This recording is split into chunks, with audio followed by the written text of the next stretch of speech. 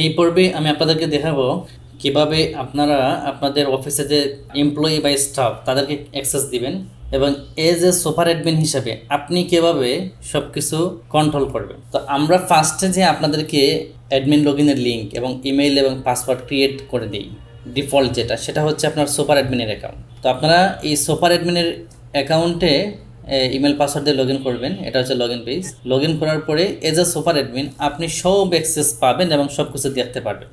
যেমন আপনি এখানে যত মেনু আছে এবং ড্যাশবোর্ডে যত ইনফরমেশন আছে সব কিছু কিন্তু আপনি দেখতে পাচ্ছেন।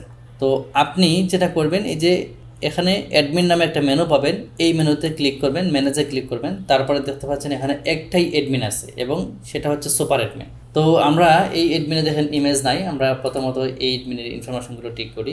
এখানে মেইলটাও কিন্তু আপনি চেঞ্জ করে নিতে পারবেন নিজের মতো করে। তো আমি জাস্ট একটা ডেমো ইমেজ দিয়ে রাখি, সেভ দিই। সেভ দেওয়ার পরে আমরা লগ আউট করি। লগ আউট করে দেখি আমরা এটা চেঞ্জ আসছে কিনা।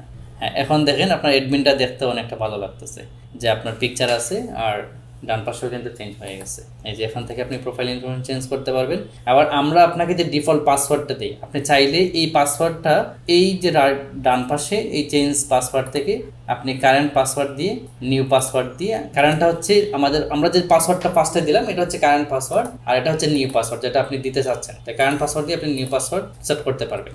নেক্সটে আসেন আপনার অ্যাডমিন। এই যে অ্যাডমিন থেকে আপনি এখানে ফার্স্টে আছে কি আপনি আছেন, তো এই এড অ্যাডমিন বাটনে ক্লিক করবেন। ক্লিক করার পরে জাস্ট সিম্পল অ্যাডমিনের এমপ্লয়ির নাম দিবেন। ধরেন আপনার এমপ্লয়ির নাম এক্সাম্পল শিববীর আহমেদ। ওকে, এমপ্লয়ির কি ইমেল কী হবে, তো এটা আপনি এইভাবে করতে পারেন যে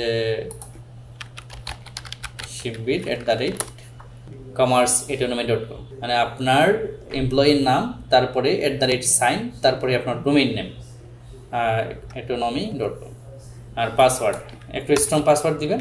ধরেন আমি এই পাসওয়ার্ড দিতে পারি, আমি এই পাসওয়ার্ডটা দিলাম। তারপরে ওই এমপ্লয়ির ইমেজটা আপলোড করবেন যাতে সহজে আইডেন্টিফাই করা যায়। এটা চেষ্টা করবেন যাতে রিয়েল ইমেজ আপলোড দেন। এবার আমি সাবমিট দিলাম। তাহলে দেখেন এখানে 2 জন অ্যাডমিন আছে।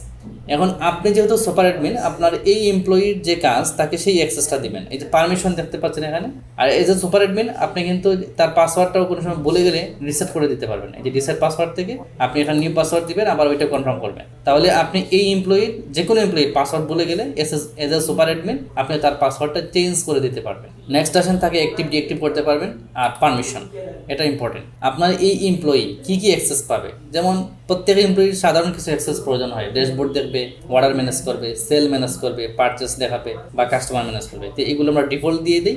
এর পাশাপাশি আপনার যদি এখানে ধরেন তাকে আরও বিভিন্ন অ্যাক্সেস দিতে চান, যদি অ্যাকাউন্টেন্ট হয় তাহলে অ্যাকাউন্টেন্ট অ্যাক্সেস দিবেন, debit, credit, slider, basic set up, supplier, reporting, এই সমস্ত অ্যাক্সেস দিতে চাইলে আপনি সবগুলো মার্ক করে তাকে দিবেন। আর যদি নির্দিষ্ট অ্যাক্সেস প্রয়োজন হয় তাহলে নির্দিষ্ট অ্যাক্সেসগুলো তাকে আপনি দিবেন। তাহলে আমরা দেখাই, ধরেন আমি কাস্টমার হাইড করি, তারপরে অ্যাকাউন্ট হাইড করি, এডিট, ক্রেডিট মানে হচ্ছে ইনকাম রেকর্ড এডিট করতে পারবে না। ডেবিট মানে হচ্ছে এক্সপেন্স রেকর্ড সে এডিট করতে পারবে না, ডিলিট করতে পারবে না। তারপরে ক্যাটাগরি ম্যানেজ করতে পারবে, এগুলো ইউজার প্রয়োজন, বা সে ড্যাশবোর্ডটাই দেখতে পারবে না। ওকে, এখন যদি আমরা ওই নিউ যে অ্যাডমিন ক্রিয়েট করলাম, আমরা তার আইডি লগ ইন করি। লগ ইন করলে দেখতে পারবো যে আসলে সে কতটুকু অ্যাক্সেস সাইটে পেল।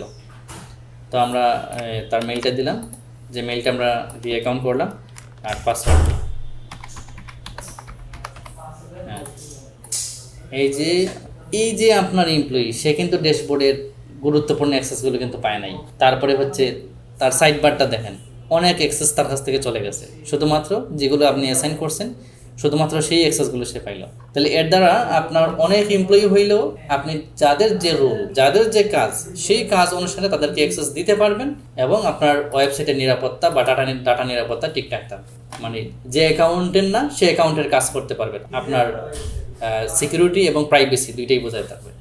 তারপরে এই অর্ডারের ক্ষেত্রে এটা নিয়ে আরও আলোচনা করব, যে কে কোন অর্ডারটা নিচ্ছে আমরা সেটাও দেখতে পারবো। তো পরবর্তী পর্বে আমরা অর্ডার প্রসেসিং বা অন্য কোনো টপিক নিয়ে কথা বলবো।